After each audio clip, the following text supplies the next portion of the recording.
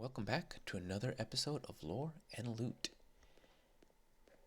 Ida's FireEye has a job for us today, and it's to take care of a gang of bandits and smugglers that is hiding out in the cave called Manamu, which is just south of the town of Pelagiad. Before you go to the cave, know that there is a lot of loot to be had there. So maybe you want to bring a potion of feather or strength so that you can carry all the stuff out. Also, be prepared for quite a few fights. The Verethi Gang has quite a few members, and some of them are even kinda tough. Now, as we know, Pelagiad is in the Ascadian Isles region, and the cave is actually just south of the town. The door to it actually faces the town. If you ask around town, by the way, about the Verethi Gang, you'll be pointed to the cave, but there isn't any really unique dialogue. When we enter the cave, we are immediately attacked by the lookout, the Red Guard Enna.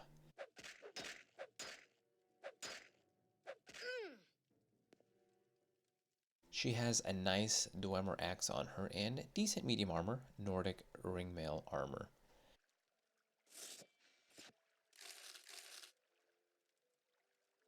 The cave itself is pretty straightforward without much in the way of branching paths. We see that the gang has some boats, which is really a nice touch because it shows that they actually go out and they use these boats, maybe to fish, maybe to sneak around the entire region. Perhaps they even get to some of the nearby manors and deal with the Kimona Tong members. But of course, this is all just theory on my part. Next up, we fight Uviseya Benethrin, who doesn't have much stuff on her other than lockpicks and probes. Sylvia Famalius gives us a bit of a challenge with her two-handed iron claymore, but in the end she falls like they always do. She also has some more of that Nordic ringmail armor, but nothing else of note. Over the bridge we get attacked by a mage, Penold, who tries to burden us, but all he did was annoy us.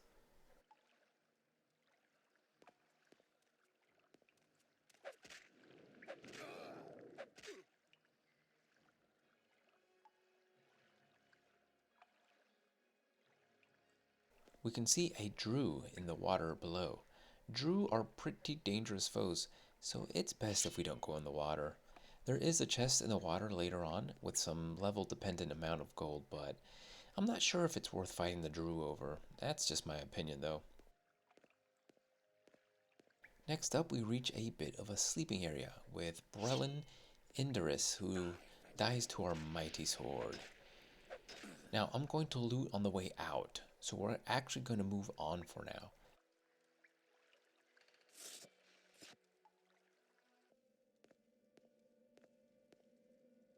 The next little area has a ranged attacker, Thalorea Thervane, who tries to get us with her bow, but as with all bowmen, if you close the distance, they're basically already dead.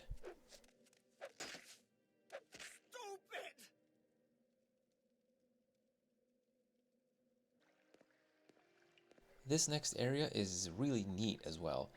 Over the small pond here in the lake, the gang has built a little royal chamber for the leader of the gang, Dovris Verethi himself.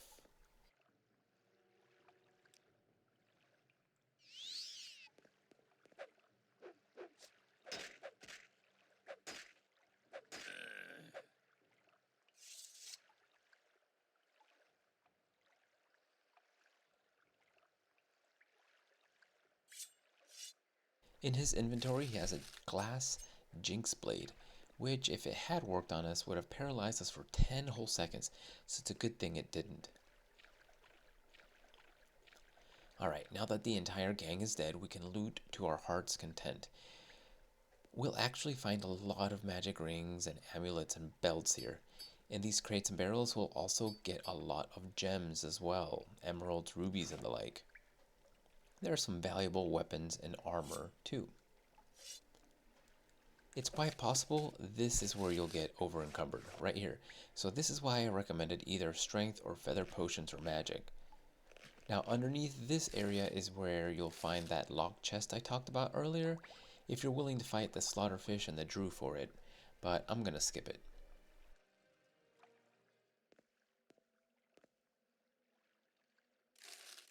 This second area contains much of the same, small amounts of gold, some gems, and weapons.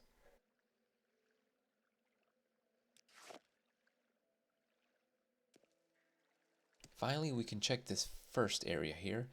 We have a chest with some books, a chest with a single gold, and more of the same.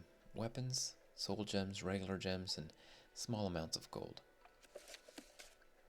On the table is the mysticism book, The First Hold Revolt, and some armor. The crates and barrels, well, you probably know what they have in by now. Overall, this is a great haul. We're talking a few thousand septims here. And once we're done, we can leave and head back to Balmora for an additional 1,000 gold, which makes this a very lucrative little quest. Now, along the way, I'll be having to drop one of the Nordic ringmail armors because I just simply had too much carry weight. But that's okay, I'll come back for it later. Maybe. So, yeah, it had been a while since we did an episode of Lore and Loot. If you've been with the channel for a little while, you know I had a baby. She's 2 weeks old and she's a little bundle of joy. Nevertheless, it makes recording nearly impossible. I've been working on this video alone for probably a week and a half. There's just very little time to play, and recording the commentary is even harder since she likes to cry pretty much all the time. So thank you for your patience. I will continue to make these videos, but just bear with me for the first few months. I'll try to get back to something resembling an upload schedule for this series as she gets a little older and respects my time and hobbies. So thank you for joining me for this episode of Lore and Loot, and I'll catch you next time.